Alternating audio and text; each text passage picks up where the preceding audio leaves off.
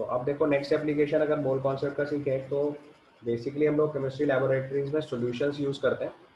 तो commonly moles को हम लोग कॉन्सेंट्रेशन से रिलेट करने के लिए यूज़ करते हैं। तो next title of this chapter will be concentration terms. So write down the next term concentration terms. अब बिफोर गोइंग फॉर कॉन्सेंट्रेशन लोग पास एक टर्म होता है सोल्यूशन। ऑल्दो आपने 9th क्लास में सॉल्यूट सॉल्वेंट सोल्यूशन पढ़ा हुआ है, बट फिर भी एक बार ब्रीफली रिव्यू करता हूँ क्योंकि ये थोड़ा इंपॉर्टेंट कॉन्सेप्ट है। हमारे एडवांस लेवल पे इसमें थोड़ा सा टेक्निकलिटी है, इसलिए वन बाय वन मैं आपको सारी बातें सिखा रहा हूँ। तो सबसे पहला टर्म लिखना है अपने को सोल्यूशन, क्योंकि कॉन्सेंट्रेशन जो हम लोग रिपोर्ट करते हैं that is for solutions basically. तो पहले आपको सोल्यूशन से ही स्टार्ट करना है। पहला टर्म लिखो सोल्यूशन, और सोल्यूशन की डेफिनेशन लिखेंगे, ऑल्दो आप सब जानते होंगे पहले से। It is a homogeneous mixture. It is a homogeneous mixture. Homogeneous mixture का मतलब होता है कि उसके किसी भी पार्ट का कॉम्पोजिशन चेक करेंगे तो it will be same composition. So homogeneous mixture means it have same composition through out. मतलब आप सोल्यूशन के किसी भी पार्ट की कॉन्सेंट्रेशन निकाल लोगे, it will be the concentration of the solution. ये इसका एडवांटेज है। अभी हम लोग जब कॉन्सेंट्रेशन कैलकुलेट करना शुरू करेंगे तब इस बात पे ध्यान देंगे कि कॉन्सेंट्रेशन सोल्यूशन के किसी भी पार्ट की कैलकुलेट करोगे it will be same for the solution, because it is a homogeneous mixture. तो हर पार्ट की कॉन्सेंट्रेशन सेम है। जैसे हमारे पास एक कोई सोल्यूशन है, उसके हमने 10 पार्ट कर दिए, आप किसी भी पार्ट की कॉन्सेंट्रेशन निकालोगे it is same for all, because it is a homogeneous mixture. Homogeneous का मतलब समझ गया? सारा किसी भी पार्ट को आप चेक करोगे तो कॉम्पोजिशन सेम है। So it's a homogeneous mixture. इस बात को याद कैसे रखेंगे कि अभी जब हम लोग कॉन्सेंट्रेशन की कैलकुलेशन करेंगे तो कंफ्यूज नहीं होना है। हमारे पास अगर 1 लीटर सोल्यूशन है, आप उसके 10 ml की कॉन्सेंट्रेशन निकालो, 100 ml की कॉन्सेंट्रेशन निकालो, 1 लीटर की कॉन्सेंट्रेशन निकालो, it all comes same because it is a homogeneous mixture, same composition through out. और आप जानते हो सोल्यूशन के दो मेजर पार्ट होते हैं, एक सॉल्यूट एक सॉल्वेंट। तो पहला पॉइंट ये लिखते हैं, it is a homogeneous mixture, that is it have same composition through out. और दूसरे पॉइंट में लिख लीजिए it have two components, solute and solvent. अब क्वेश्चन आता है कि हम सॉल्यूट और सॉल्वेंट कैसे डिसाइड करेंगे। तो उसमें देखो एक प्राइमरी कंडीशन है, और दो प्राइमरी कंडीशन इज दिस कि जो सॉल्यूशन है उसकी फिजिकल स्टेट हमेशा सॉल्वेंट से मैच करेगी। So for solution, physical state of solvent is always same as that of solution. So physical state of solvent is always same as that of solution. मतलब आप कोई भी solution अगर बनाओगे तो जो solvent की physical state होगी वो solution से match करेगी। मतलब अगर हमारे पास कोई solution liquid है तो जो component liquid होगा वही solvent होगा। अगर हमारा solution गैस है तो जो component गैसीय state में होगा वही solvent होगा। तो अगर हमारे पास सोल्यूट सॉल्वेंट और सोल्यूशन डिसाइड करना है तो सोल्यूशन की फिजिकल स्टेट हमेशा सॉल्वेंट से मैच करेगी। This is compulsory condition. अब इसमें देखो एक केस हो सकता है कि जब सोल्यूट सॉल्वेंट और सोल्यूशन तीनों की फिजिकल स्टेट सेम हो जाए। तो अगर सोल्यूट सॉल्वेंट और सोल्यूशन तीनों की फिजिकल स्टेट सेम होती है तो जो सब्सटेंस कम अमाउंट में होता है बाई मोल उसको सोल्यूट बोलते हैं। So solute, solvent and solution, all three are in same physical state, then the substance in lesser quantity is solute. If solute, solvent and solution, all three are in same physical state, then the substance in lesser quantity is solute. तो अगर solute, solvent decide करना है तो कैसे decide करेंगे? पहले physical state देखो, solution की physical state हमेशा solvent से match करेगी। दूसरे स्टेप में अगर solute, solvent और solution तीनों की physical state same है तो फिर जो substance कम amount में होता है by mole उसको हम लोग solute लिख लेते हैं। क्लियर? अब देखो अगर इसको एग्जांपल से समझाऊँ आपको। सो लेट अस से हमने शुगर को वाटर में ऐड करके सॉल्यूशन बनाया। सो शुगर प्लस वाटर से सॉल्यूशन बनाया अगर हमने, तो यू कैन इजीली नोटिस इसमें शुगर जो है वो सॉलिड स्टेट में है, वाटर जो है वो लिक्विड स्टेट में है, और शुगर को वाटर में डिजोल्व कराने के बाद जो सॉल्यूशन बनेगा that solution is also in liquid state. तो आप देखो आसानी से समझ सकते हो कि यहाँ पे ये स्टेट मैच कर रही है, तो उसका मतलब वाटर इस केस में सर्टेनली सॉल्वेंट होगा, जबकि शुगर इस केस में क्या होगा? सॉल्यूट। बताइए पहला केस समझ में आया? तो अगर शुगर और वाटर मिक्स करके हम लोग सोल्यूशन बना रहे हैं तो शुगर सॉलिड स्टेट में, सोल्यूशन लिक्विड स्टेट में, वाटर लिक्विड स्टेट में, तो जो लिक्विड स्टेट वाला सब्सटेंस है वही सॉल्वेंट होगा। तो इस केस में कोई भी कंफ्यूजन नहीं है। इस केस में शुगर डेफिनेटली सॉल्यूट होगी और वाटर डेफिनेटली सॉल्वेंट हो जाएगा। क्लियर? और दूसरा केस जैसे मान लो हम लोग ले लें एसिटिक एसिड को हमने वाटर में डिजोल्व कराया। Let's say we have dissolved acetic acid in water और उससे सॉल्यूशन बनाया। तो अब देखो एसिटिक एसिड भी लिक्विड है, वाटर भी लिक्विड है और सॉल्यूशन भी लिक्विड है। All three substances are in liquid state. अब कंफ्यूजन क्रिएट होगा कि किसको सॉल्यूशन लिखा जाए, तो यहाँ पे मोल देखने पड़ेंगे। सो लेट्स से हमने इसका 1 मोल डिजोल्व कराया है इसके 10 मोल्स में, तो फिर हमारे लिए ये सोल्यूट और वाटर सॉल्वेंट होगा।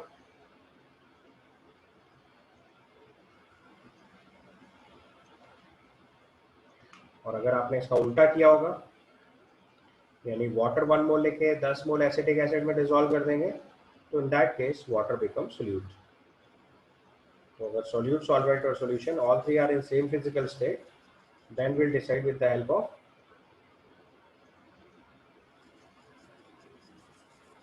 मोल्स। अगर दूसरा एग्जांपल हमने लिया तो यहाँ पे देखो मैंने 1 बाय 1 एग्जांपल बताया। ये पहला एग्जांपल हो गया आपके लिए, ये दूसरा एग्जांपल हो गया और ये लेटेस्ट से तीसरा एग्जांपल ले लिया हमने। तो अब इस केस में देखो उल्टा हो जाएगा। अगर हमने नंबर ऑफ मोल्स चेंज कर दिए, लेट्स से इसके 10 मोल्स और इसका 1 मोल ले लिया, तो सॉल्यूट और सॉल्वेंट हमारे चेंज हो जाएंगे। तो अगर हमने 10 मोल एसिटिक एसिड में 1 मोल वाटर डिजोल्व कराया, तो अब इस केस में ये सॉल्वेंट है और ये सॉल्यूट है। कंफ्यूज नहीं होना है, वाटर हमेशा सोल्यूट होना जरूरी नहीं है। अगर आपने 1 मोल वाटर को 10 मोल एसिटिक एसिड में डिजोल्व कराया, तो in that case your acetic acid is solvent and water is solute. ऐसा लेकिन केवल तभी होगा जब सॉल्यूट, सॉल्वेंट और सॉल्यूशन तीनों की फिजिकल स्टेट सेम होगी। ठीक है, अगर फिजिकल स्टेट में डिफरेंस होगा तो जो सब्सटेंस सॉल्यूशन की फिजिकल स्टेट से मैच करेगा उसको सॉल्यूट बोलते हैं। डन। अब देखो नेक्स्ट कॉन्सेप्ट सीखना है, कॉन्सेंट्रेशन क्या होता है। So write down the next term concentration. तो कॉन्सेंट्रेशन का एक्चुअल मतलब होता है कि हम सोल्यूट के अमाउंट को सॉल्वेंट या सॉल्यूशन के टर्म में रिप्रेजेंट करेंगे। So write down, it is a way of representing, it is way of representing amount of solute, it is way of representing amount of solute either in terms of mass, volume or mole with respect to solvent or solution, with respect to solvent or solution,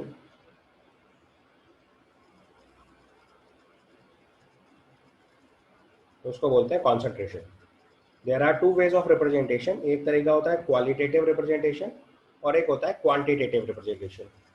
qualitative मतलब हम solution की quality के respect में concentration represent करेंगे, और quantitative मतलब हम exact quantity बताएंगे। तो दोनों तरीके के रिप्रेजेंटेशन होते हैं। सबसे पहला केस लिखेंगे क्वालिटेटिव रिप्रेजेंटेशन। उसमें जो पहला रिप्रेजेंटेशन है वो आप लोगों ने लेबोरेटरी में देखा होगा। लैब में जब भी आप जाते हो तो आपने सॉल्यूशंस की बॉटल्स में देखा होगा dilute solution, concentrated solution, so dilute HCl, concentrated HCl, dilute HNO3 ऐसे लिखा होता है। उसका मतलब समझना है। तो दिस इज फर्स्ट रिप्रेजेंटेशन। इसमें आपको अमाउंट नहीं पता चलेगा बट आपको क्वालिटी ऑफ द सॉल्यूशन पता चलेगी। उसमें सबसे पहला केस लिख रहे हैं हम लोग डाइल्यूट सॉल्यूशन। तो डाइल्यूट सॉल्यूशन वो होता है जिसमें अमाउंट ऑफ सोल्यूट सॉल्वेंट के रिस्पेक्ट में निग्लिजिबल होता है। तो पहले पॉइंट में लिख लीजिए, if amount of solute, if amount of solute is negligible, if amount of solute is negligible with respect to solvent, if amount of solute is negligible with respect to solvent, it is dilute solution. जैसे suppose करो हमने 1 litre पानी में 1 gram sugar dissolve कर दी। अब 1 litre पानी है उसमें 1 ग्राम शुगर डिजोल्व करोगे तो टेस्ट भी नहीं चेंज होगा। ऐसे सोल्यूशन को बोलते हैं डाइल्यूट सोल्यूशन। बट आपने शुगर डिजोल्व करी है ना, तो डाइल्यूट सोल्यूशन। ऐसे लेबोरेटरी में जो डाइल्यूट HCl H2SO4 होता है, उसमें 20 लीटर पानी में 20 ml H2SO4 मिला देते हैं, आपका डाइल्यूट H2SO4 बन जाता है। तो dilute acids are having amount of solute negligible. तो इससे हमें पता चल जाता है कि लेसर हार्मफुल है, हम आसानी से यूज़ कर सकते हैं, बहुत एक्स्ट्रा प्रिकॉशन रिक्वायर्ड नहीं है, सिंपल टेस्ट करते टाइम यूज़ कर सकते हैं। बट इसी का दूसरा वर्जन जो है कॉन्सेंट्रेटेड सोल्यूशन, उसमें अमाउंट ऑफ सोल्यूट जो है वो सिग्निफिकेंट होता है, तो उसे बहुत केयरफुली हैंडल करना होता है। तो सिर्फ लैब में प्रिकॉशन मेंटेन करने के लिए उस पर लेबल लगाया जाता है dilute solution and concentrated solution, so that हम उसे प्रॉपरली यूज़ करते टाइम केयरफुल रहें। तो दूसरा केस लिखता है कॉन्सेंट्रेटेड सोल्यूशन। तो कॉन्सेंट्रेटेड सोल्यूशन उस सोल्यूशन को बोलते हैं जिसमें अमाउंट ऑफ सोल्यूट जो है वो सिग्निफिकेंट होता है। अगले केस में लिखो if amount of solute is significant with respect to solvent it is concentrated solution.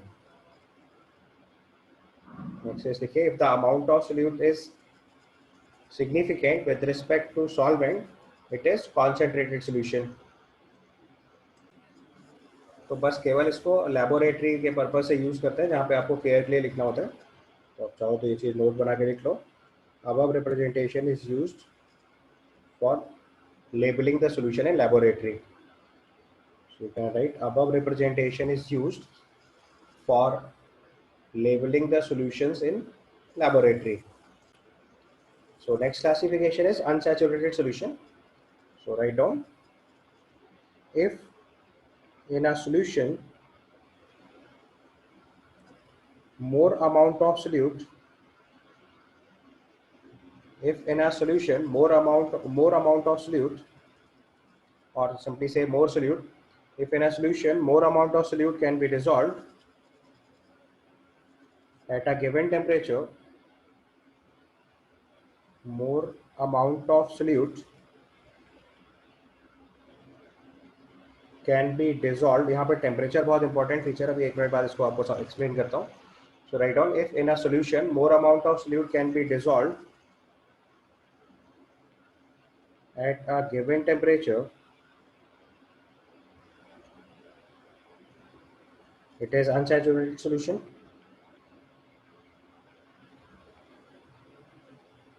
It is unsaturated solution। दूसरे टाइप का सोल्यूशन जो यहाँ यूज करते हैं this is called saturated solution.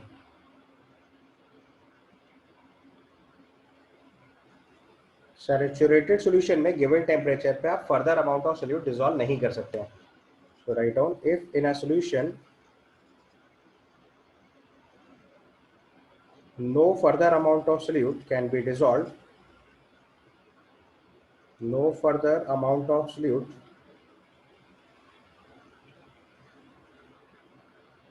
can be dissolved at a given temperature,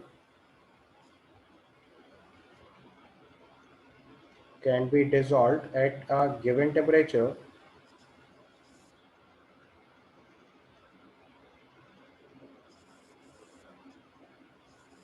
it is saturated solution।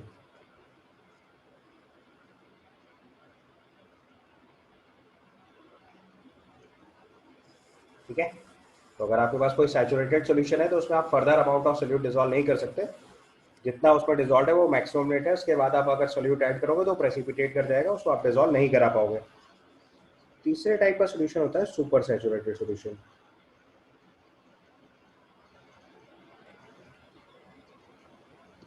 Third type of solution है super saturated solution. ठीक है, so super saturated solution में लिखिए when a saturated solution when in a saturated solution more amount of solute is dissolved by increasing temperature and then suddenly cools to initial temperature then it is super saturated solution at initial temperature। ध्यान रखना है initial temperature पे। तो आपने 20 degree Celsius पे मान लो एक saturated solution था, उसका टेम्परेचर बढ़ाया 25 डिग्री सेल्सियस किया तो उसमें और सोल्यूट डिसॉल्व हुआ और फिर आपने सडनली टेम्परेचर 25 से घटाया 20 कर लिया, तो अब क्या होगा इस बीच में प्रेसिपिटेशन चलना शुरू हो जाएगा क्योंकि जितना आपने एक्स्ट्रा सॉल्ट डिसॉल्व किया हुआ है वो प्रेसिपिटेट होगा। तो जब तक प्रेसिपिटेशन चलेगा तब तक इस सोल्यूशन को सुपर सैचुरेटेड सोल्यूशन बोलेंगे और जैसे ही प्रेसिपिटेशन रुकेगा तो ये फिर से सैचुरेटेड सोल्यूशन में कन्वर्ट हो चुका होगा। ये पॉइंट भी ऐड कर लीजिए। By the time precipitation takes place it is super saturated solution and once precipitation will stop it becomes saturated solution. Concept समझ में आया? एक सैचुरेटेड सोल्यूशन में टेम्परेचर बढ़ा के पहले हमने और सॉल्ट डिसॉल्व किया और फिर सडनली टेम्परेचर डिक्रीज करके ओरिजिनल टेम्परेचर पे आए तो ओरिजिनल टेम्परेचर पे इस सॉल्यूशन को हम लोग बोलते हैं सुपर सैचुरेटेड सॉल्यूशन। और इस सुपर सैचुरेटेड सॉल्यूशन से प्रेसिपिटेशन चलेगा तब तक ये सुपर सैचुरेटेड सॉल्यूशन है और जैसे ही प्रेसिपिटेशन स्टॉप होगा तो इसको हम लोग फिर से सैचुरेटेड सॉल्यूशन बोलने लगेंगे। Clear?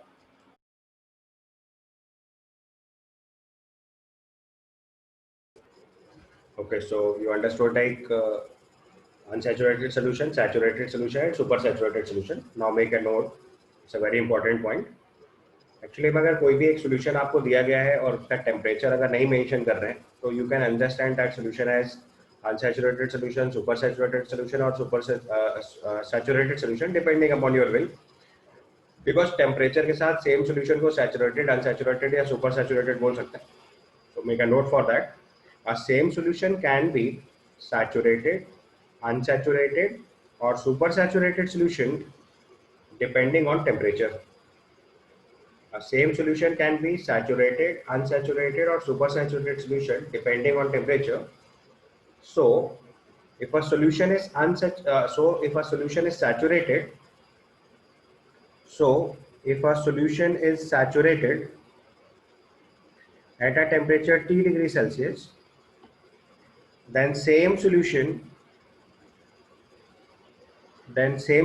is unsaturated at a temperature more than T degree Celsius and supersaturated at a temperature less than T degree Celsius. Simple example से समझे तो जैसे मान लो हमने एक एक्वा सॉल्यूशन ऑफ शुगर लिया जो सैचुरेटेड है 20 डिग्री सेल्सियस में. So an aqueous solution of sugar is saturated at 20 degree Celsius, then temperature greater than 20 degree Celsius पे unsaturated solution हो जाएगा यही, और temperature less than 20 degree Celsius पे यही solution super saturated हो जाएगा. Okay. Now the next type of classification is quantitative representation. अभी तक मैंने आपको जो concentration terms सिखाए they are related to quality of the solution. जैसे हमने dilute solution सीखा, concentrated solution सीखा, unsaturated, supersaturated, सैचुरेटेड, तो सारे केस में सिर्फ आपको ये पता चल रहा था कि क्वालिटी ऑफ सॉल्यूशन क्या है, कितना अमाउंट डिसॉल्व किया, ये एग्जैक्टली डिफाइन नहीं करा गया है. अब जो अगला टाइप ऑफ रिप्रेजेंटेशन है उसमें एक्चुअली में हम क्वांटिटी रिप्रेजेंट करते हैं. So next type of representation is quantitative representation of concentration term. और इस प्रोसेस से हम टोटल 11 यूनिट्स डिफाइन करते हैं जो हम लोग कॉमनली अपने क्वेश्चंस में यूज करेंगे. सबसे पहले यूनिट लिखेंगे परसेंटेज बाय वेट. पहले आप एक बार सारी यूनिट्स फटाफट नोट कर लो. So it is percentage by weight, percentage by volume, percentage by weight by volume, mole fraction, molarity, molality, formality, normality, ppm दो तरीके से रिप्रेजेंट करेंगे, by mass और by volume. Then ppb, this is called parts per billion, this is represented by mass by volume. And the last unit is strength, which is represented in the unit of grams per liter. Okay. So now we have to discuss their definitions one by one. कौन सी unit को कैसे relate करते हैं, क्या उसका मतलब होता है. So that we write one by one. So सबसे पहला टर्म लिखेंगे percentage by weight. So write down first unit. This is percentage by weight. So write down definition. It is amount of solute. It is amount of solute in grams. It is amount of solute in grams present in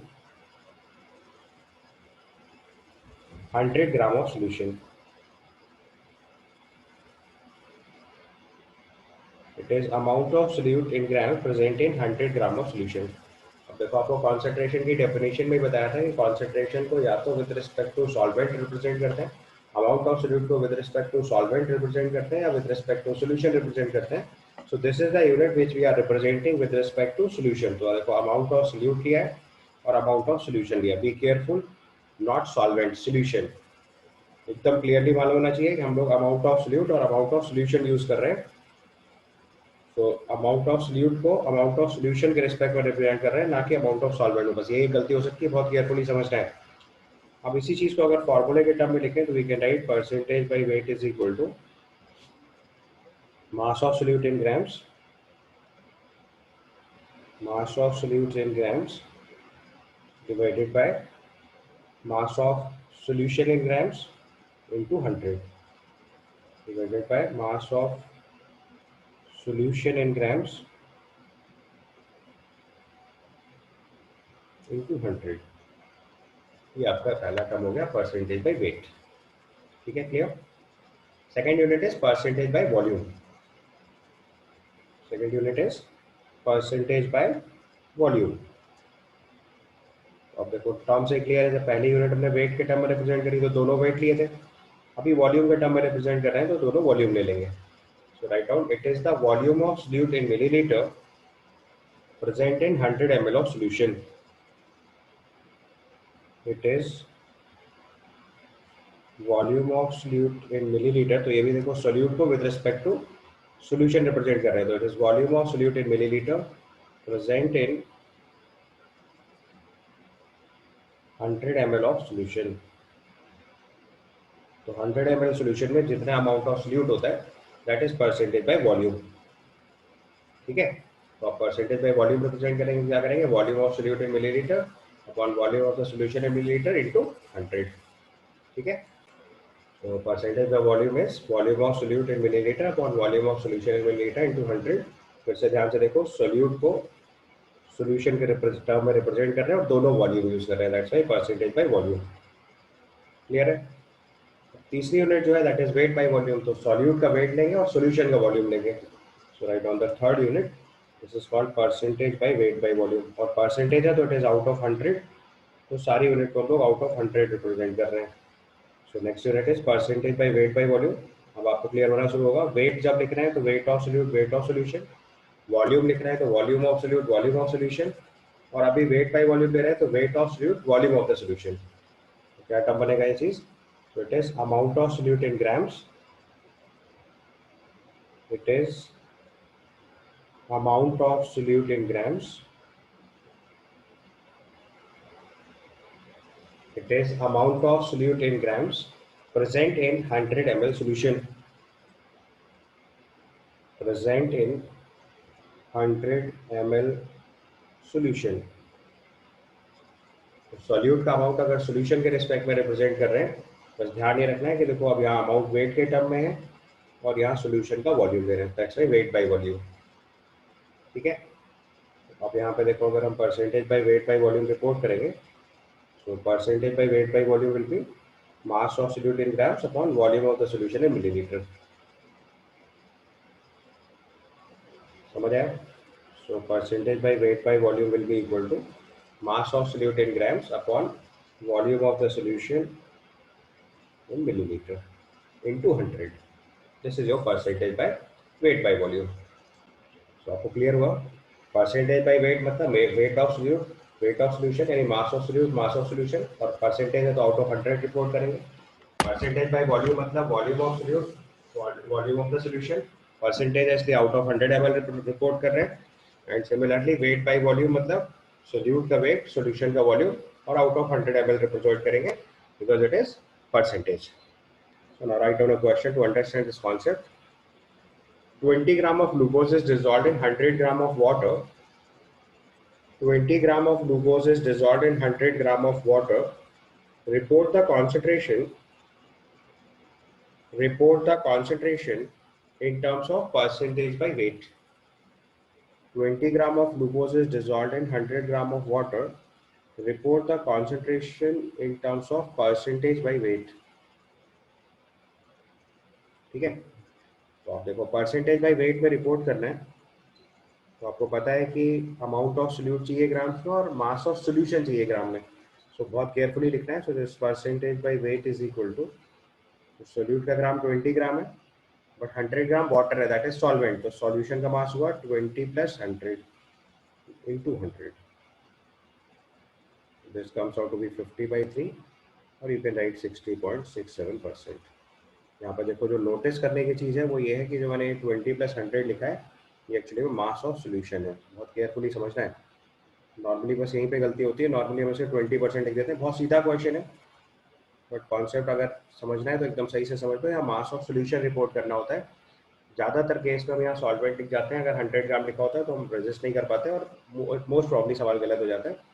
और मास of solution अगर कभी भी लिखना है तो this is actually mass of solute plus solvent, conservation of mass लगा रहे हैं, मास of solute plus mass of solvent is solution. तो बेसिकली यहाँ पे हमने मास ऑफ सोल्यूशन लिखा हुआ है, और अगर मास ऑफ सोल्यूशन कभी कैलकुलेट करना पड़ेगा तो will calculate bye mass of solute plus mass of solvent. Clear. इसके बाद next unit if will report this is mole fraction, this is fourth unit for you, this is mole fraction.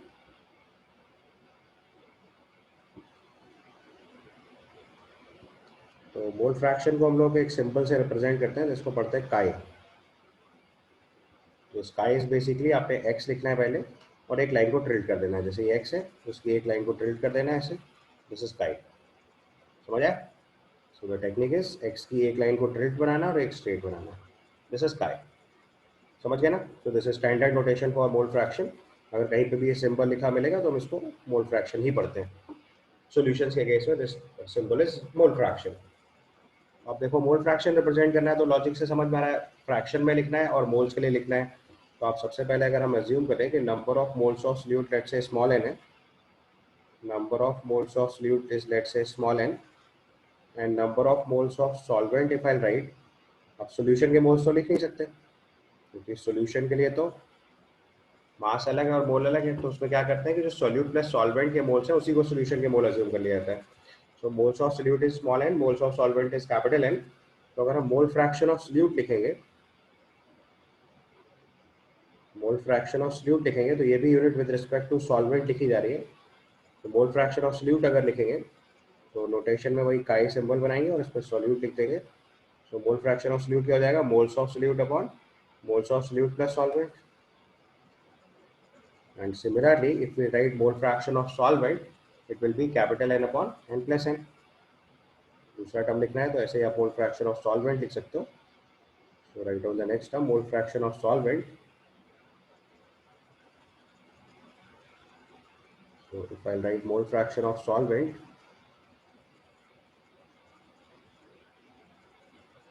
So mole fraction of solvent कितना हो जाएगा, moles of solvent upon solute plus solvent. और अगर आप ध्यान से देखो तो अगर इन दोनों टर्म्स को हम लोग ऐड कर दें तो these two terms will on addition will give you 1। so mole fraction of solute plus solvent हमेशा कितना रिपोर्ट करेंगे, 1। so this is an important result जो आपको याद रखना है किसी भी सॉल्यूशन के केस में, या टेक्निकली से बाइनरी सॉल्यूशन के केस में मोल fraction of solute plus solvent 1 होता है। बाइनरी सॉल्यूशन का मतलब होता है ऐसा सॉल्यूशन जिसके दो कंपोनेंट्स हैं, यानी कि उसमें एक सोल्यूट है और एक सॉल्वेंट है। तो अभी इस चीज़ को मेंशन कर दे रहा हूँ। तो नेक्स्ट हम लिख रहे हैं मोल fraction of solute plus mole fraction of solvent जो होगा इसको कितना लिखेंगे, 1। तो ये रिजल्ट याद रखना है, ज़्यादातर केसेस में इसको क्वेश्चन में हम लोग यूज़ करेंगे। So mole fraction of solute plus solvent is 1। ठीक है। सेकेंड इन्फॉर्मेशन है, कभी कभी क्वेश्चन में एक टर्म लिखा मिलेगा, इसको बोलते हैं बाइनरी सोल्यूशन। आप लोग जानते हैं मैथ्स में हम लोग टर्म जब भी कभी यूज़ करेंगे बाइनरी, इसका मतलब क्या होता है, टू। तो अगर सॉल्यूशन के दो कंपोनेंट है इसका मतलब एक सोल्यूट और एक सॉल्वेंट है। सॉल्यूशन तो वैसे भी बना सकते हैं, इसमें दो सोल्यूट एक सॉल्वेंट डाल दें, जैसे पानी में हमने सॉल्ट भी डिजोल्व कर दिया, शुगर भी डिजोल्व कर दिया। तो सॉल्वेंट वाटर है और शुगर और सॉल्ट दो सोल्यूट है। अब इसी में सिकंजी बना दोगे तो लेमन और ऐड कर दिया, तीन सॉल्यूट हो गए। तो ऐसे नंबर ऑफ सॉल्यूट बढ़ाए जा सकते हैं बट सॉल्वेंट हमेशा फिक्स रहेगा। तो ऐसे सोल्यूशन जिसमें केवल एक सोल्यूट और एक सॉल्वेंट होता है उसको टेक्निकल टर्म में बाइनरी सोल्यूशन बोलते हैं। सो बाइनरी सोल्यूशन मतलब solution contains one solute and one solvent। यानी कि ऐसा सोल्यूशन जिसके दो कंपोनेंट्स होंगे उसको बोलते हैं यहाँ पे बाइनरी सोल्यूशन। ठीक है, क्लियर, समझ में आया। बाइनरी सोल्यूशन मीन्स एक सोल्यूट एक सॉल्वेंट। बाइनरी मतलब टू, एक सोल्यूशन के दो कंपोनेंट है, इसमें एक सोल्यूट एक सॉल्वेंट है। This is referred as binary solution. So now write down a question. So it is calculate the mole fraction of sugar in water if 34.2 gram of sugar is dissolved in 200 ml of water and density of water is given to you 1 gram per ml। तो अब देखो mole fraction निकालने के लिए हमको water के मोल चाहिए और शुगर के मोल चाहिए। तो सबसे पहली चीज़ हम लोग निकाल रहे हैं मोल्स ऑफ शुगर। तो 34.2 ग्राम डिजोल्व कराए, मॉलिक्यूलर मास 342, तो ये 0.1 आ गया। दूसरा टर्म कैलकुलेट करना है मोल्स ऑफ वाटर। ये हमने 200 ml वाटर लिया है, डेंसिटी 1 ग्राम पर ml है तो 200 ग्राम हो गया, बाई 18 करेंगे, ये आपके मोल्स ऑफ वाटर हो गए। अब यहाँ से अगर हमसे पूछा गया मोल फ्रैक्शन ऑफ शुगर रिपोर्ट करना है तो the formula will be 0.1 upon 0.1 plus 200 by 18। उसको थोड़ा सिंप्लीफाई करेंगे तो ये आपका मोल फ्रैक्शन आ जाएगा। So this comes out to be close to 0.009। तो मोल फ्रैक्शन ऑफ शुगर यहाँ पे 0.009 आ गया। अब यहीं पे अगर आपको मोल फ्रैक्शन ऑफ वाटर निकालना होता तो क्या करते हैं, 1 minus mole fraction of sugar करते, दोबारा नहीं सॉल्व करते हैं ऐसे क्वेश्चन को। अगर मुझे से यहीं पे दूसरा क्वेश्चन पूछ लिया जाता है मोल फ्रैक्शन ऑफ वाटर बताओ, तो it is same as 1 minus mole fraction of sugar. तो दिस इज 1 माइनस 0.009 और यू कैन सिंपली राइट 0.991। ठीक है, और आप यहाँ ध्यान से समझ सकते हो बहुत डाइल्यूट सोल्यूशन है क्योंकि इसमें देखो अमाउंट ऑफ सोल्यूट बहुत कम है. Okay, done. Now the next concentration is molarity. We'll represent it by capital M. This is the standard notation. So your next unit is molarity. Write down the next unit. This is molarity. MOLARITY. Write it very carefully. And we'll represent it by capital M. Standard notation. अगर question में कहीं भी concentration के लिए capital M लिखा होगा तो you'll understand it as molarity. जैसे काई लिखा होगा तो मोल फ्रैक्शन, कैपिटल एम लिखा होगा तो मोलारिटी. कुछ यूनिट्स बहुत स्टैंडर्ड है जो क्वेश्चन में बहुत कॉमनली यूज होती है, तो उनके लिए स्टैंडर्ड नोटेशन बना दिए गए. सो अगर किसी कॉन्सेंट्रेशन में कैपिटल एम सिंबल लिखा होगा तो सिंपली मीन्स मोलारिटी. ध्यान रखना भी स्मॉल एम सिंबल भी होता है, इसलिए केयरफुली समझना होता है. सो पहले मोलारिटी की डेफिनेशन लिखेंगे. So write down it is number of moles of solute. It is number of moles of solute present in 1 liter solution. Present in 1 liter solution. It is number of moles of solute present in 1 liter solution. तो ध्यान से देखो, दो बातें notice करनी है. एक तो मोल्स ऑफ सोल्यूट यूज कर रहे हैं और दूसरा volume of the solution use कर रहे हैं. तो मोलारिटी में एक्चुअली में मोल्स ऑफ सोल्यूट और वॉल्यूम ऑफ द सोल्यूशन का प्रोसेस है. तो अगर आप हमें मोलारिटी की वैल्यू लिखनी हो तो molarity will be equal to number of moles of solute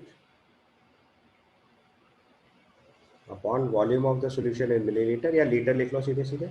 अगर ml में लिखेंगे तो 1000 मल्टीप्लाई करना पड़ेगा. सो this is volume of solution in millilitre. Commonly जो सोल्यूशंस मिलेंगे वो मिलीलीटर में मिलेंगे. अगर लीटर्स में लिखते हैं तो यही फॉर्मूला होगा directly. So volume of the solution in millilitre into 100 into 1000. So this is your polarity. अब यहीं पे चाहो तो number of moles of solute का फॉर्मूला रिप्लेस कर दो. तो number of moles of solute क्या होता है? मास of solute upon molar mass of solute. तो इसी चीज़ को अगर हम चाहें तो मोल्स को मास में अगर रिलेट करना है तो this is mass of solute. आपको मोल्स निकालना आता है, इसी वजह से ये पोर्शन इस चैप्टर में इंक्लूड किया गया है क्योंकि बेसिकली मोलरिटी सबसे कॉमन यूनिट है जो हम लोग यूज़ करेंगे. So this is mass of solute upon molar mass of solute. ये mass of solute upon molar mass of solute क्या रिप्रेजेंट कर रहा है? Number of moles into volume of the solution in millilitre into volume of the solution in millilitre और finally into 1000 और कर दो. ये आपकी मोलारिटी का फॉर्मूला बन गया. ठीक है, बट ध्यान रखना है थोड़ा सा कॉन्सेंट्रेशन को डेफिनेशन के टर्म में समझना है ताकि आप आसानी से कोरिलेट कर पाओ. तो काम तो फॉर्मूले से भी चलेगा, बट बेटर रहेगा अगर आप इसकी डेफिनेशन पोर्शन पे ध्यान दोगे तो आप क्वेश्चन आसानी से सॉल्व कर पाओगे. ठीक है, सो now write down a question. Calculate the molarity of N aqua solution of glucose which is prepared by dissolving 36 gram of it in water and the volume of solution is made up to 400 ml. आपको यहाँ से molarity calculate करनी है. So you can see in this question कि जब हमें molarity calculate करनी है तो हमारे पास देखो मास ऑफ सोल्यूट गिवन है, तो इससे इसके मोल्स निकाल लेंगे और volume of the solution given है. So from this we can calculate molarity is equal to number of moles of solute presented 1 liter of solution. तो we'll write formula molarity is equal to moles of solute लिखेंगे तो glucose 36 ग्राम है, 180 से divide कराइए इसके moles हो गए. And these many moles are present in 400 ml of solution. तो 1000 ml में कितना होगा that we have to calculate. So this comes out to be 0.5. So this comes out to be 0.5. This is your molarity. समझ आया concept? हमने यहाँ पे देखो ये टर्म लिखा है number of moles of solute और ये हमारा वॉल्यूम ऑफ द सोल्यूशन. अगर आपको समझना है तो this is number of moles of solute और ये पार्ट है आपका वॉल्यूम ऑफ द सोल्यूशन. तो number of moles of solute में volume of the solution multiply कर दिया हमने, sorry number of moles of solute में वॉल्यूम ऑफ द सोल्यूशन से डिवाइड करा और इंटू 1000 कर दिया. वॉल्यूम ml में है, अगर ये लीटर में कन्वर्ट कर दो तो भी वही बात है क्योंकि 400 by 1000 इज लीटर्स. एक्चुअली वो फॉर्मूला वैसे ही बनाया गया. तो मोलारिटी ऑफ द सोल्यूशन जो है यहाँ पे 0.5 आ जाएगा. ठीक है, now the next concentration unit is molality. This will represent by small m. थोड़ा सा डिफरेंस है बस, और केयरफुली समझना है। सो it is number of moles of solute. तो देखो मोल्स ऑफ सोल्यूट तो पहले भी रिप्रेजेंट कर रहे थे, अभी भी रिप्रेजेंट कर रहे हैं, but the difference is in 1 kg of solvent. So there are two differences. पहले हम 1000 ml या 1 लीटर सोल्यूशन ले रहे थे, यहाँ पे देख लो पिछली unit. In the older unit was 1 litre solution, now it is 1 kg solvent. तो दो चेंजेस किए, सोल्यूशन की जगह सॉल्वेंट लिया है और वॉल्यूम की जगह मास कर दिया है। तो it is number of moles of solute present in 1 kg solvent. Formula भी वैसे ही बन जाएगा, number of moles of solute upon mass of solvent in grams into 1000, और simply mass of solute upon molar mass of solute, ये मोल हो गए, into 1000 upon mass of solvent in grams. ठीक है, समझ गए? एक क्वेश्चन लिख लो इसमें भी। So write down, calculate the molality of aqueous solution of urea. Calculate the molality of aqueous solution of urea prepared by dissolving 6 gram of it in 500 gram of water. Calculate molality of aqueous solution of urea prepared by dissolving 6 gram of it in 500 gram of water. फिर से देखो वही same concept, पहले आपको moles of solute निकालने हैं। तो आपको देखो यहाँ पे मास ऑफ सोल्यूट दिया हुआ है और ये मास ऑफ सॉल्वेंट दिया हुआ है। अच्छा, जिनको नहीं पता वो यूरिया लिख लो पहले अलग से। यूरिया जो होता है दिस इज NH2CONH2, फॉर्मूला लिखना है अगर तो। अब इसका मॉलिक्यूलर वेट निकालेंगे तो ये 60 आएगा। Urea is NH2CONH2 and its molecular weight is 60. I hope आप में से ज़्यादातर लोगों को पता होगा, अगर कुछ डाउट है तो लिख लो। So now if I calculate molality, so it is number of moles of solute, that is 6 by 60 into 1000 divided by mass of solvent which is 500. इसको सिंप्लीफाई करेंगे, this comes out to be 0.2। And I wish आप समझ गए, ये जो मैंने 6 by 60 लिखा है मोल्स ऑफ यूरिया है और ये जो 500 है ये मास ऑफ सॉल्वेंट है। अगर नहीं क्लियर हो रहा है तो यहाँ से लिख लो, ये मोल्स ऑफ सोल्यूट हो गया आपके लिए और ये टर्म हमारे लिए मास ऑफ सॉल्वेंट हो गया। So moles of solute upon mass of solvent in grams into 1000 is molality. Clear? So the next unit is formality. So for formality write down, actually में एक old unit है, current time में use नहीं करते, but कभी कभी IIT paper में question आता है तो उसको जरा समझ लेना है। So write down, it is same as molarity, capital M. तो मोलारिटी है बिल्कुल वैसे यूनिट है, बस अंतर क्या है कि करंट टाइम में हम सारे सब्सटेंसेस के लिए मॉलिक्यूलर वेट कैलकुलेट करते हैं, बट एक्चुअली में आयनिक कंपाउंड्स के लिए मॉलिक्यूलर वेट की जगह फार्मूला वेट कैलकुलेट होता है। क्योंकि मैंने अभी आपको सिखाया था कि आयनिक कंपाउंड्स के लिए एम्पिरिकल फार्मूला लिखते हैं। जैसे सोडियम क्लोराइड है तो NaCl लिख रहे हैं, मैग्नीशियम ऑक्साइड है तो वैलेंसी +2 -2 की वजह से फॉर्मूला Mg2O2 होना चाहिए था, बट हम उसे सिंपलेस्ट फार्मूले में लिखते हैं MgO। तो आयनिक कंपाउंड्स के लिए एक्चुअली में एम्पिरिकल फार्मूला या सिंपलेस्ट फार्मूला लिखा जाता है। So for them we are not using molecular formula, we are using formula. सो फार्मूला मास लिखते हैं, ऑल्दो सॉल्व करते टाइम कोई अंतर नहीं है, फार्मूला मास लिखो या मॉलिक्यूलर मास लिखो, इट इज सेम। जैसे आपको एग्जांपल से समझाऊं, जैसे आपने दिया सोडियम क्लोराइड, तो सोडियम क्लोराइड का अगर आप फार्मूला मास लिखोगे तो formula mass will be sodium is 23, chlorine is 35.5, और अगर इसको ऐड करके लिखेंगे तो दिस बिकम्स 58.5। तो अगर मैं आपसे बोलता सोडियम क्लोराइड का मॉलिक्यूलर मास निकालो तो भी आप यही करते हैं, तो सिर्फ टर्म का डिफरेंस है। सो फार्मूला मास यूज करेंगे तो फॉर्मलिटी लिखते हैं, मॉलिक्यूलर मास यूज करते हैं तो मोलारिटी लिखते हैं। तो फॉर्मलिटी का फॉर्मूला वही आ जाएगा जो मोलारिटी का था, mass of solute in grams into 1000 upon formula mass of solute, पहले molecular mass of solute use करते थे, into volume of the solution in millilitre. This is formality. Old unit है, सेम एज मोलारिटी है, current time में outdated unit है, नहीं use करते, but फिर भी अगर कोई कभी पूछ ले आपसे तो आपको सिंपली क्या कैलकुलेट कर लेना है, मोलारिटी। Clear to everyone? चलो नेक्स्ट यूनिट लिखेंगे normality. So next unit is normality. अब ऑल्दो हम लोग इस यूनिट को रेडॉक्स रिएक्शन में ज़्यादा डिटेल में पढ़ेंगे, बट अभी चूंकि सारी यूनिट्स बता रहा हूँ इसलिए सीक्वेंस में आपको ये भी यूनिट बता दे रहा हूँ। अभी सिर्फ इसका फॉर्मूला लिख लेना है, इसका कॉन्सेप्ट लिख लेना है। Detail will study for this in redox reaction chapter, क्योंकि वहाँ पे हम लोग इक्विवेलेंट्स का कॉन्सेप्ट सीखेंगे, तो इक्विवेलेंट वेट निकालना सीखना पड़ेगा, फिर इक्विवेलेंट्स का कॉन्सेप्ट सीखेंगे, तब हम नॉर्मलिटी सॉल्व करेंगे। अभी टिल देन सिर्फ फॉर्मूला लिख लो, बिकॉज एक सिंगल यूनिट है, छोड़ने का कोई पॉइंट नहीं है, कनेक्टिविटी ब्रेक होती है। तो जस्ट नोट डाउन, उसमें डाउट अगर रहेगा तो उसको रेडॉक्स वाले चैप्टर हम लोग क्लियर करेंगे, क्योंकि वहाँ पर हम इसको इक्विवेलेंट वेट से सीखेंगे। तो पहले डेफिनेशन लिख लो। तो जैसे हम लोग मोल्स डिफाइन करते हैं वैसे एक टर्म डिफाइन करते हैं, ग्राम equivalents. So write down it is number of gram equivalents. It is number of gram equivalents of solute. It is number of gram equivalents of solute present in. It is number of gram equivalents of solute. It is number of gram equivalents. It is number of gram equivalents of solute. Number of gram equivalents of solutes. Number of gram equivalents of solute present in 1 liter solution. तो molarity में हम लोग 1 मोल के लिए report कर रहे थे, अभी इसको ग्राम इक्विवेलेंट के रिपोर्ट कर रहे हैं. बाकी with respect to solution represent कर रहे हैं. So number of gram equivalents of solute in 1 litre solution. ठीक है. अच्छा, अब अगर थोड़ा सा जानना है तो मैं आपको बता देता हूँ कि जो नंबर ऑफ ग्राम इक्विवेलेंट्स होता है बेसिकली, तो जैसे हम लोग मोल्स निकालते हैं बाय मास अपॉन मोलर मास, वैसे एक ग्राम इक्विवेलेंट्स निकालते हैं मास अपॉन इक्विवेलेंट मास से या इक्विवेलेंट वेट से. ठीक है. So number of gram equivalents if we are writing, so number of gram equivalents is mass of solute in grams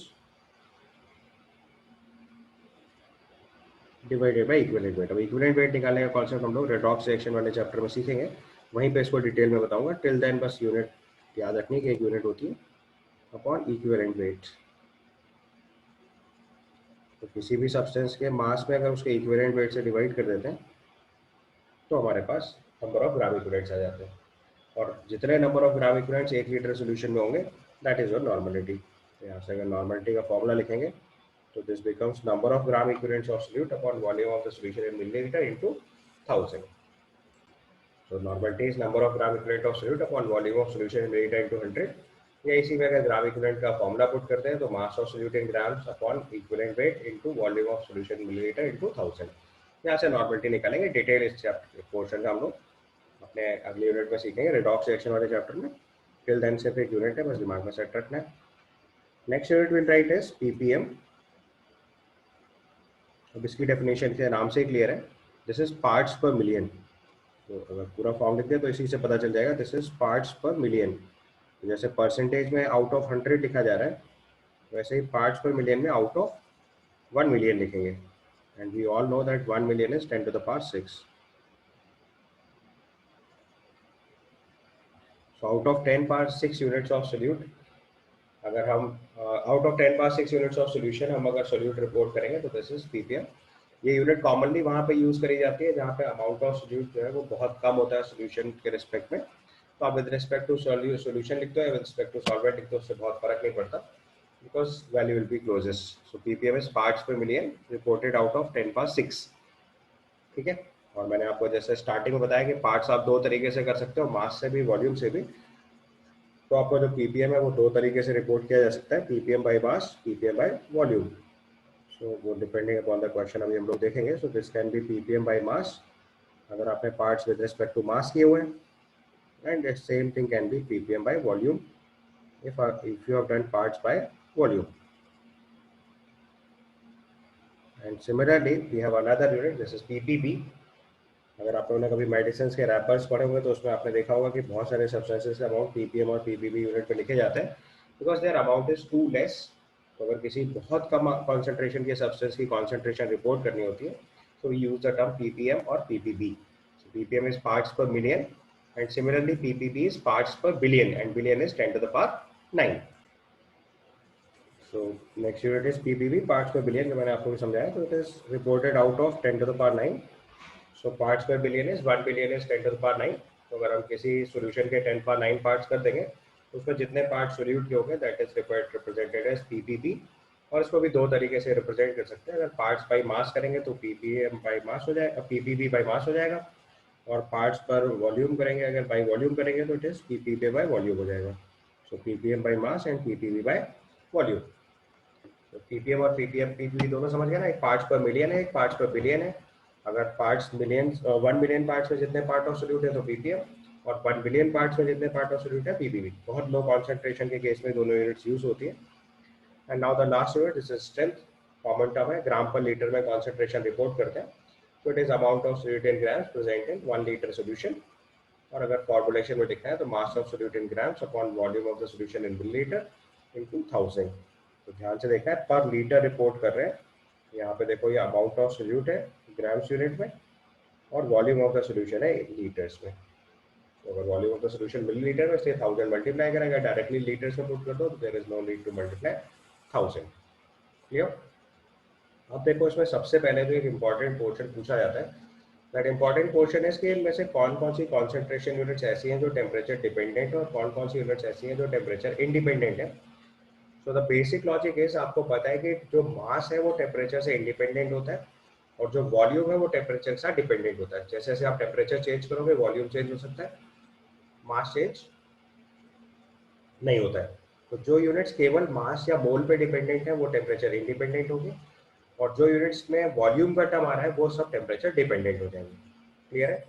Jin units में मास या मोल के टर्म आएंगे, केवल मास और मोल के टर्म होंगे, वो सारे यूनिट्स टेम्परेचर इंडिपेंडेंट होंगे और जिनमें कहीं से भी वॉल्यूम का टर्म आ जाएगा वो सब टेम्परेचर डिपेंडेंट हो जाएंगे। तो पहले हम अपनी सारी यूनिट्स को एक बार मास डिपेंडेंट मास इंडिपेंडेंट कैटेगरी में क्लासीफाई करेंगे, because that is an important question जो मोस्टली एग्जाम से पूछा जाता है। तो अब देखो हम सारे टर्म्स के लिए कॉन्सेंट्रेशन को टेम्परेचर के साथ डिपेंडेंसी लिखेंगे। तो अपनी स्टार्टिंग पॉइंट पे आ जाओ जहाँ पे मैंने आपको सारे यूनिट्स बताए थे, percentage by wait, percentage by volume, percentage by weight by volume, ऐसे सारी यूनिट्स मैंने आपको बताई थी। तो उन सारी यूनिट्स को एक साथ हम रिलेट कर रहे हैं हम लोग। तो इट इज़ लाइक कि सबसे पहले यूनिट से लिखना स्टार्ट कर रहे हैं। सो परसेंटेज बाई वेट से स्टार्ट करते हैं। So one by one check करना है। लॉजिक मैंने आपको समझाया। परसेंटेज बाई वेट में देखो मास ऑफ सोल्यूट था, मास ऑफ सोल्यूशन था, तो it is temperature independent. Percentage by volume में देखो टेम्परेचर डिपेंडेंट, क्योंकि दोनों वॉल्यूम टर्म है। वेट बाई वॉल्यूम में वॉल्यूम आ रहा है डिपेंडेंट। मोल फ्रैक्शन देखो फिर से moles of solute upon moles of solvent था, तो moles is mass upon molar मास, सारे टर्म मास के हैं, तो ये टेम्परेचर इंडिपेंडेंट। उसके बाद मोलरिटी में वॉल्यूम ऑफ द सोल्यूशन आ रहा था, तो डिपेंडेंट। मोलरिटी में मास ऑफ सोल्यूट था और मास ऑफ सॉल्वेंट था, तो ये भी देखो temperature independent. Formality same as molarity था, तो टेम्परेचर डिपेंडेंट। नॉर्मलिटी में वॉल्यूम ऑफ द सोल्यूशन आ रहा है, temperature dependent. Ppm by mass लिख रहे हैं, तो देखो जब पार्ट्स बाई मास हो रहे हैं तो independent of temperature, by volume लिखेंगे तो dependent on temperature. Similarly PPV by mass लिखेंगे तो टेम्परेचर इंडिपेंडेंट हो जाएगा और बाई वॉल्यूम लिखेंगे तो टेम्परेचर डिपेंडेंट हो जाएगा। और स्ट्रेंथ में आपको पहले से क्लियर है, ग्राम पर लीटर में कॉन्सेंट्रेशन रिपोर्ट कर रहे हैं वॉल्यूम के रेस्पेक्ट में, तो टेम्परेचर डिपेंडेंट। लॉजिक क्लियर हुआ? तो जो कॉन्सेंट्रेशन में केवल मास और मोल के टर्म आएंगे वो टेम्परेचर इंडिपेंडेंट होंगे और जिनमें वॉल्यूम का टर्म आ जाएगा वो सब टेम्परेचर डिपेंडेंट हो जाएंगे। सो percentage by wait, mole fraction, molarity, sorry, percentage by weight, mole fraction, molality, and then ppm by mass and ppb by mass, ये हमारी यूनिट्स हैं जो टेम्परेचर इंडिपेंडेंट है। इसके अलावा सारे यूनिट्स टेम्परेचर डिपेंडेंट है। क्लियर? समझ आ गया concept? Percentage by weight, mole fraction, molality, ppm by mass and ppm by ppb by mass, ये टेम्परेचर इंडिपेंडेंट है। उसके अलावा percentage by volume, percentage by weight by volume, molarity, formality, normality, ppm by mass, ppb by mass and strength, these are temperature dependent units. Clear? अब जितनी भी units मैंने आपको सिखाई हैं, अब इनके बेसिकली कुछ क्वेश्चंस पहले सॉल्व करता हूँ और फिर हम लोग इनके इंटर कन्वर्जन सीखेंगे। तो उसमें जो मेजर क्वेश्चन बनते हैं those are on inter conversion of the units. और आगे के चैप्टर्स में भी इस पोर्शन की जो यूटिलिटी है वो यही है कि आपको क्वेश्चन में किसी एक टाइप की यूनिट में कॉन्सेंट्रेशन गिवन होगी और आपको क्वेश्चन सॉल्व करने के लिए किसी दूसरी टाइप ऑफ यूनिट में कॉन्सेंट्रेशन रिक्वायर्ड होगी। So basically we learn their inter conversions. Okay, so next step is interconvergence of the units. So we'll start by questions. So write down a question.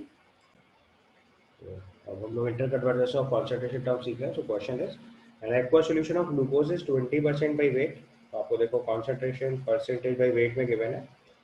Then report the concentration in terms of mole fraction and molality. यानी कि आपको convert करना है mole fraction में और molality में. So before proceeding to the question, सबसे पहले आप एक बेसिक कॉन्सेप्ट सीख लो जो मैंने आपको सबसे पहले सिखाया था कि सॉल्यूशन जो है वो एक होमोजीनियस मिक्सचर होता है।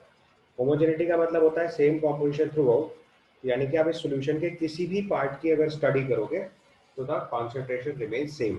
तो इसका मतलब आप किसी भी सॉल्यूशन का कोई भी कन्वीनियंट पोर्शन सेलेक्ट कर सकते हो कॉन्सेंट्रेशन को कैलकुलेट करने के लिए। तो देयर इज नो नीड कि हम पूरे जो सॉल्यूशन के पहले उसी की कॉन्सेंट्रेशन कैलकुलेट करें, आप उसके किसी पार्ट की भी कॉन्सेंट्रेशन कैलकुलेट कर लोगे तो it will be the concentration of the solution because solution is a homogeneous mixture. तो कभी कंफ्यूज नहीं होना है। सवाल जल्दी करने के लिए आप किसी भी कन्वीनियंट पार्ट को पकड़ के सवाल कर सकते हैं जो आपको सबसे आसानी से समझ आ रहा हो। तो किसी भी पार्ट की अगर आप कॉन्सेंट्रेशन रिपोर्ट कर देंगे तो that will be the concentration of the solution because solution homogeneous mixture होता है तो हर पार्ट की कॉन्सेंट्रेशन सेम आएगी। तो अब देखो दोनों रास्ते हम फॉर्मूले से भी इंटर कन्वर्ट कर सकते हैं, कॉन्सेप्ट से भी कर सकते हैं। तो try to learn through concept because advance level की प्रॉब्लम्स को अगर हम डेफिनेशंस के थ्रू डील करते हैं तो थोड़ा कन्वीनियंट होता है, प्लस नए सवाल डील करना बहुत आसान होता है उससे। अदरवाइज रूटीन क्वेश्चन पे तो फॉर्मूले काम करते हैं, जैसे अभी मैंने इसके पहले जितने क्वेश्चंस किए सब फॉर्मुलेशन किए। बट अभी आगे के क्वेश्चंस के लिए आप थोड़ा सा प्रैक्टिस रखो कि हम डेफिनेशंस के थ्रू चलेंगे। तो मैं आपको थोड़ा समझाने की कोशिश करता हूँ। जो डेफिनेशंस ऊपर सिखाएंगे वो थॉरली लर्न कर लेना है और फिर क्वेश्चन करना अपने कन्वीनियंट हो जाएगा। तो जैसे देखो मैंने सबसे पहले लिखा 20% बाई वेट। तो आपको सबसे पहले इसको इंटरप्रेट करना है। 20% बाई वेट का मतलब क्या हुआ कि अगर हमारे पास 100 ग्राम सोल्यूशन होगा तो उसमें 20 ग्राम ग्लूकोज होगा। ये तो मतलब हुआ 20% बाई वेट मतलब 100 ग्राम सोल्यूशन में 20 ग्राम सोल्यूट होगा। और आप इस 100 ग्राम की कॉन्सेंट्रेशन रिपोर्ट कर दो तो गिवन सोल्यूशन की कॉन्सेंट्रेशन रिपोर्ट हो जाएगी। क्योंकि मैंने आपसे बोला आप किसी भी कन्वीनियंट पार्ट की कॉन्सेंट्रेशन रिपोर्ट कर सकते हैं। तो 20% बाई वेट का मतलब हुआ since 100 gram of solution contains 20 gram of glucose. बस ये लाइन अगर आप सही से लिखना सीख गए, स्टार्टिंग में थोड़ा सा मुश्किल हो सकता है आपके लिए क्योंकि डेफिनेशन अभी याद करने में टाइम लगेगा, बट एक बार याद हो जाएंगे तो फिर आप इससे जल्दी सवाल कर ही नहीं सकते। आपको शुरुआत में ऐसा लगेगा आप स्लो हो, बट क्योंकि आप कॉन्सेप्चुअल तरीके से क्वेश्चन सॉल्व कर रहे हो तो कितना भी टेढ़ा सवाल सॉल्व होगा इसी प्रोसीजर से सॉल्व हो जाएगा। अदरवाइज आपको फॉर्मूला क्लिक कर जाता है तो आप फॉर्मूले से करो, कोई प्रॉब्लम नहीं है। बट ये तरीका तब यूज करना है जब बहुत डिफिकल्ट सवाल या टेक्निकल जेई एडवांस लेवल के क्वेश्चन आप डील कर रहे हो, then this will be helpful. So 100 gram of solution contains 20 gram of glucose. अब आप जानते हो कि 100 ग्राम सोल्यूशन में से अगर सोल्यूट का अमाउंट हटा देंगे तो सॉल्वेंट आ जाएगा। That means 80 gram of water contains. अभी स्टार्टिंग में पूरा भी लिख सकते हो, बाद में आपको समझ आ गया तो पूरी बात लिखने की जरूरत नहीं होती है। अभी समझा रहा हूँ इसलिए पूरी बात लिख रहा हूँ। 100 gram of water contains 20 gram of glucose. 80 gram of water contains 20 gram of glucose, same solute क्योंकि मास तो कंजर्व रहेगा। तो अगर हमारे पास 100 ग्राम सोल्यूशन है उसमें 20 ग्राम ग्लूकोज है तो डेफिनेटली उस सोल्यूशन में 80 ग्राम वाटर होगा। अब देखो आपको अमाउंट ऑफ सोल्यूट पता चल गया, अमाउंट ऑफ सॉल्वेंट पता चल गया, तो मोल फ्रैक्शन आ जाएगा। तो आपसे पहले मोल फ्रैक्शन ऑफ ग्लूकोज पूछा गया है। सो मोल्स ऑफ ग्लूकोज मतलब moles of glucose. Moles of glucose कैसे निकालेंगे, अमाउंट 20 ग्राम मॉलिक्यूलर मास 180 ग्राम, ये मोल्स ऑफ ग्लूकोज हो गए, divided by moles of glucose plus moles of water. So moles of glucose तो 20/180 है और मोल्स ऑफ वाटर लिखेंगे तो 80/18 आ जाएगा। ये समझ आ रहा है। अगर किसी को नहीं क्लिक कर रहा है तो साइड में आप इस चीज़ को अलग से लिख सकते हो। तो कैसे लिख सकते हो, number of moles of glucose अगर लिखेंगे, अगर आपको फर्स्ट को नहीं डायरेक्ट लिख रहा है तो मास अपॉन मोलर मास, और यहीं से अगर number of moles of water लिखेंगे तो उसके लिए भी mass upon molar mass, mass 80 gram, molar mass of water 18, ऐसे लिख लेंगे। अगर नहीं मोल्स डायरेक्ट क्लिक कर रहा है, और तो क्लिक करना चाहिए क्योंकि मोल कॉन्सेप्ट के लगभग चैप्टर एंड की तरफ पहुंच रहे हो, तो अब तक आपको ये चीज़ क्लियर हो जानी चाहिए। तो we have written in a side, तो हमने दोनों के मोल्स लिखे। अब इसको थोड़ा सिंप्लीफाई करेंगे तो मोल फ्रैक्शन ऑफ ग्लूकोज हमारा आ जाएगा सॉल्व होकर। Mole fraction of glucose will come out to be 1/41। आप सॉल्व करके देखो एक बारी। So mole fraction of glucose will come out to be 1/41। अब अगर यहीं पे मोल फ्रैक्शन ऑफ वाटर पूछ लेंगे तो दोबारा नहीं सॉल्व करेंगे क्योंकि मैंने आपको टेक्निक सिखाई थी मोल fraction of solute plus solvent is 1। तो उसको 1 - 1/41 कर देंगे तो सिंपली 40/41 आ जाएगा। Is that okay. अब दूसरा टर्म कैलकुलेट करना है, मोलैलिटी। तो पहले आपको तुरंत रिकॉल करना पड़ेगा मोलैलिटी होता क्या है। तो मोलैलिटी की डेफिनेशन स्मॉल एम अगर हम मोलैलिटी अज्यूम करते थे, मोलैलिटी का मतलब क्या बताया था, number of moles of solute present in 1000 gram of solvent या 1 kg of solvent, present in 1000 gram of solvent. बस ये चीज़ें जैसे ही आपको क्लिक करने लगेंगी आप फास्टेस्ट हो जाओगे इसमें। सो number of moles of solute present in 1000 gram of solvent. तो आपको एक तो मोल्स ऑफ सोल्यूट चाहिए क्वेश्चन सॉल्व करने के लिए, और मास ऑफ सॉल्वेंट चाहिए। और आप ध्यान से देखो आपके पास दोनों चीज़ें अवेलेबल है। You have 20/180 moles of glucose and that too in 1000 gram of solvent, that too in 80 gram of solvent. तो आप चाहो तो डायरेक्टली फॉर्मूला लगा सकते हो। तो यहाँ से मोलैलिटी की वैल्यू आ जाएगी number of moles of solute, number of moles of solute into 1000 by mass of solvent in grams. So mass of solvent in grams।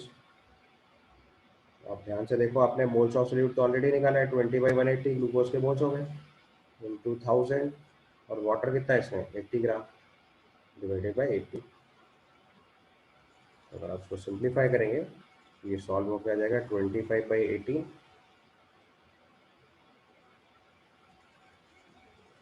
25/18, या इसी को सॉल्व करके लिखेंगे तो ये 1.39।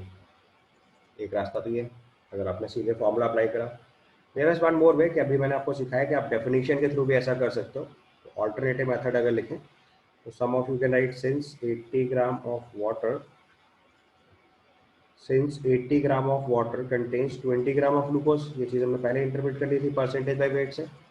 सो 80 gram of water contains, same चीज़ आएगी बस, लेकिन ये नए सवाल को, नए क्वेश्चन को डील करने में हेल्प करेगा, इसलिए ये कॉन्सेप्ट भी सीखना है, डेफिनेशन के थ्रू जाना सीखना है। सो 80 gram of water contains 20 gram of glucose, therefore 1000 gram of water contains 20/80 into 1000 gram of glucose. अब आपको मोलैलिटी में पता है number of moles of solute चाहिए होता है 1000 gram of solvent, 1000 of solvent तो आ गया, मोल्स में कन्वर्ट कर दो राइट साइड को। Therefore 1000 gram of water contains, अब देखो मास है आपके पास सॉल्यूट का, मोलर मास से डिवाइड कर दो। सो 20/80 इंटू 1000/180, जैसे ही डिवाइड करा तो ये मोल्स ऑफ ग्लूकोज होगा, और 1000 ग्राम सॉल्वेंट में जितने मोल्स ऑफ ग्लूकोज होते हैं उसी को मोलैलिटी बोलते हैं। तो देखो आपका सीधा वैल्यू आ गई मोलैलिटी की सॉल्व होकर। तो अगर हम यहाँ पे मोलैलिटी लिखेंगे तो this comes out to be 20 into 1000/80 into 180। तो फिर से सिंप्लीफाई करोगे तो ये सॉल्व हो गया 25/18 आ जाएगा, which is same as 1.39, which is same as 1.39। Same technique है। तो या तो आप फॉर्मूले से चलेंगे या डेफिनेशन से चलेंगे। High recommendation is proceed through definitions, because इससे आपका अंडरस्टैंडिंग पार्ट स्ट्रांग होगा और आप किसी भी नए सवाल को डील करने की स्टेट में रहोगे। क्वेश्चन को कितना भी ट्विस्ट किया जाए आप डेफिनेटली कर ले जाओगे। टू स्टार्ट विद आपको थोड़ा डिफिकल्ट लगेगा, बट एज यू प्रैक्टिस ये becomes convenient and comfortable with it, और ये फिर बहुत अच्छी ट्रिक है, आप बहुत आसानी से सवाल निकाल ले जाओगे क्योंकि इससे आप विजुअलाइज कर पा रहे हो what unit you are applying.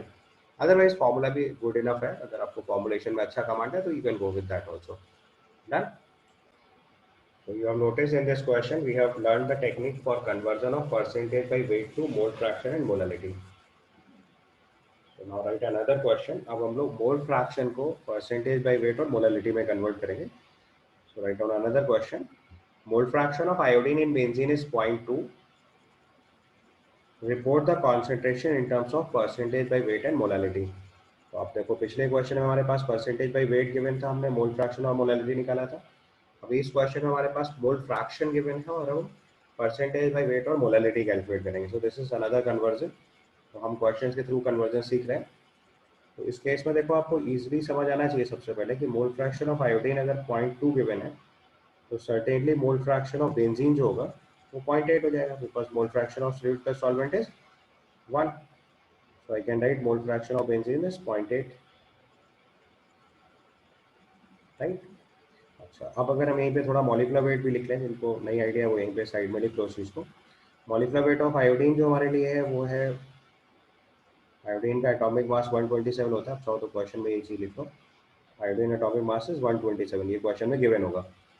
तो मॉलिक्यूलर वेट ऑफ I2 अगर लिखेंगे तो ये 254 हो जाएगा, और मॉलिक्यूलर वेट ऑफ बेंजीन अगर आप लिखोगे उसको सॉल्व करिए जरा, ये 78 आ जाएगा। क्योंकि मोल्स हैं तो हमें अभी मास में कन्वर्ट करना पड़ेगा, तो ये पहले हमने वो इन्फॉर्मेशन लिख ली जिससे हमें क्वेश्चन सॉल्व करना है। और अगर ऊपर वाला क्वेश्चन नहीं समझ में आया कि हमने कैसे पॉइंट सिक्स लिखा है, तो mole fraction of iodine plus benzene is equal to 1। Binary solution के लिए मैंने सिखाया था तो mole fraction of solute plus solvent is 1, तो हमने mole fraction of benzene 0.8 report करा। अब देखो दोनों रास्ते, आप फॉर्मूले चलो या डेफिनेशन चलो, मेरी रिकमेंडेशन डेफिनेशन है, तो आप डेफिनेशन के थ्रू चलते हैं हम लोग, तो उससे आपकी अंडरस्टैंडिंग अच्छी रहेगी. So we can write since 0.8 moles of benzene, since 0.8 moles of benzene contains 0.2 moles of iodine. यही तो मतलब है. अब आप में से कुछ लोग कंफ्यूज हो सकते हैं, सर ये 0.2 और 0.8 वाला कॉम्बिनेशन क्यों लिया. आप कोई भी ले सकते हो, क्योंकि मैंने आपको क्या बताया कि सॉल्यूशन होमोजेनस मिक्सचर होता है, तो आपको उसके किसी भी पार्ट की कॉन्सेंट्रेशन अगर निकाल रहे हो तो वो प्रॉपर वो पूरे सॉल्यूशन की कॉन्सेंट्रेशन है, क्योंकि कॉन्सेंट्रेशन सॉल्यूशन के लिए या उसके किसी पार्ट के लिए एक ही बात है. होमोजेनस मिक्सचर है ना, तो आप किसी भी पार्ट को स्टडी करोगे it is same. So 0.8 moles of benzene contains 0.2 moles of iodine. अब देखो हमें परसेंटेज बाई वेट के लिए एक्चुअली में क्या चाहिए, मास ऑफ सॉल्यूशन. डेफिनेशन में ध्यान देखो, परसेंटेज ऑफ सॉल्यूशन की क्या चाहिए, mass of solution and amount of solute. तो इसका मतलब हमें यहाँ पे मास मैंने कन्वर्ट करना है. तो 0.8 मोल बेंजीन है, इसमें इसके मॉलिक्यूलर मास से मल्टीप्लाई करो, ये बेंजीन का मास हो गया. 0.2 मोल आयोडीन है, उसमें उसके मॉलिक्यूलर मास से मल्टीप्लाई करो तो आयोडीन का मास हो गया. दोनों टर्म ऐड हो गए तो ये क्या हो गया, मास ऑफ सॉल्यूशन. तो इतने ग्राम सॉल्यूशन कंटेन्स, आयोडीन का भी मास कन्वर्ट करते हैं तो 0.2 इंटू 254 ग्राम ऑफ आयोडीन. अब देखो दोनों चीज़ें आ गई हमारे पास, ये मास ऑफ सॉल्यूशन हो गया और ये मास ऑफ सॉल्यूट हो गया. ठीक है, अलग अलग समझना है, अगर आपको कंफ्यूजन हो रहा है तो इन दोनों टर्म को अलग अलग समझ लो. ये मास ऑफ सॉल्वेंट है और ये मास ऑफ सॉल्यूट है, दोनों को ऐड करके लिखा है तो मास ऑफ सॉल्यूशन हो गया. समझ पा रहे हो ना, नहीं तो लिख लो नीचे अलग से. ये येलो वाला पार्ट मैंने मार्क करा है, ये मास ऑफ सॉल्वेंट हो गया. शुरुआत में थोड़ा ज़्यादा लिख सकते हो तो आपकी अंडरस्टैंडिंग बढ़ेगी. तो this is mass of solvent, और एट द सेम टाइम दूसरा वाला पार्ट लिखेंगे तो this is mass of solute.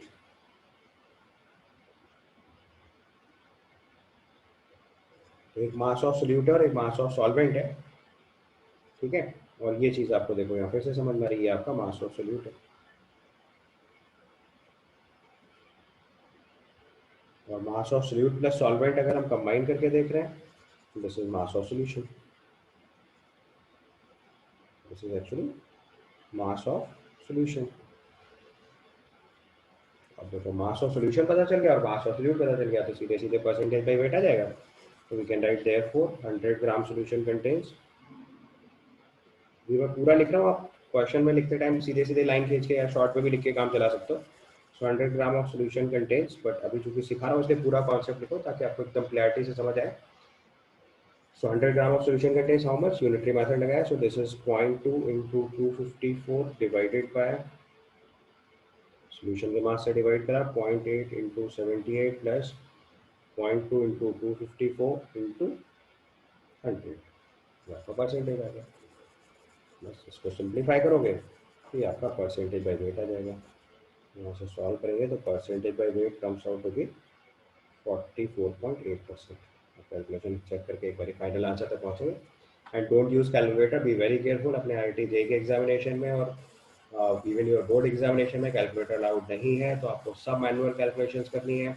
और टिपिकल कैलकुलेशंस आती है पेपर्स में, तो आप ऐसे में सोचना कि सिंपल कैलकुलेशंस आती हैं और यहाँ टफ है. It's not like that. मैं जैसे सवाल कर रहा हूँ एक्जैक्टली ऐसे ही कैलकुलेशन आपके फाइनल एग्जाम में भी आती है.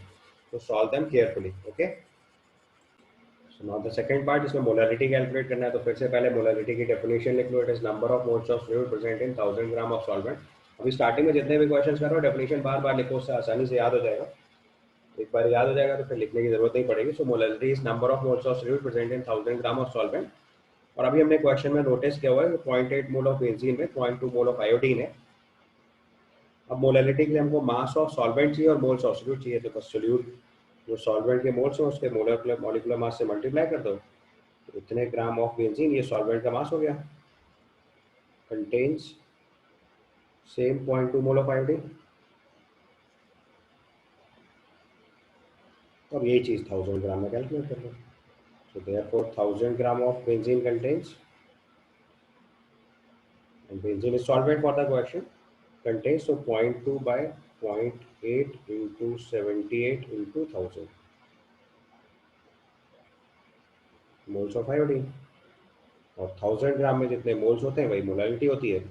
अगर आप यहाँ से मोलैलिटी रिपोर्ट करेंगे तो this is 0.2 into 1000 divided by 0.8 into 78, this comes out to be 250 by 78। और इसको अगर आप फर्दर यहाँ पे भी आंसर छोड़ सकते हैं, और अगर फर्दर सिंप्लीफाई करके लिखना है एक ऑप्शंस के बेसिस पे, this comes out to be 3.2। Molality of solution becomes 3.2। तो मैंने आपको देखो दो कन्वर्जन सिखा दिए, परसेंटेज बाय वेट से मोल फ्रैक्शन और मोलैलिटी, फिर मोल फ्रैक्शन से परसेंटेज बाय वेट और मोलैलिटी, यानी percentage by weight, mole fraction और मोलैलिटी रिलेट कर रहे हैं। अब तीसरे क्वेश्चन में हम मोलैलिटी से मोल फ्रैक्शन और परसेंटेज बाय वेट रिपोर्ट करेंगे। सो now write down a question. So it is an aqueous solution of sugar is 0.8 m. 0.8 m का मतलब है molality given है, small m is for molality. So 0.8 m, then report the concentration in terms of percentage by weight and mole fraction. तो आप देखो molality given है और आपको percentage by weight और mole fraction calculate करना है। तो again same procedure, definition से चलेंगे। So we can write since 1000 gram of solvent, या यहाँ पे solvent water है, तो we can write since 1000 gram of water contains 0.8 moles of glucose, sorry 0.8 moles of sugar। हमारा सोल्यूट शुगर है, solvent water है, एक्वा सोल्यूशन है, so solvent is water. So in 1000 gram of water contains 0.8 moles of sugar. आप देखो basically हमें सबसे पहले निकालना है percentage by weight. So percentage by weight के लिए चाहिए होता है मास ऑफ सोल्यूशन। तो मास ऑफ सोल्यूशन कैसे आता है, सॉल्वेंट के मास में सोल्यूट का मास ऐड कर दो। So mass of solvent is 1000 gram, solute का मास निकालेंगे तो moles into molecular mass, molecular mass of sugar है 342, ये दोनों मल्टीप्लाई करा तो दिस मच ग्राम सॉल्यूशन बन गया। Contains this much gram solution contains. अब हमें यहाँ पे सोल्यूट का भी मास ही चाहिए होता है। सो 0.8 इंटू 342 ग्राम शुगर। बोलो ये बात समझ आई? अगर कंफ्यूजन हो रहा है तो ध्यान से देख लो, ये सॉल्वेंट का मास है, ये सोल्यूट का मास है, और ये सोल्यूट का मास है। हाईलाइट करके लिख लो अलग से, ये मास ऑफ सॉल्वेंट हो गया,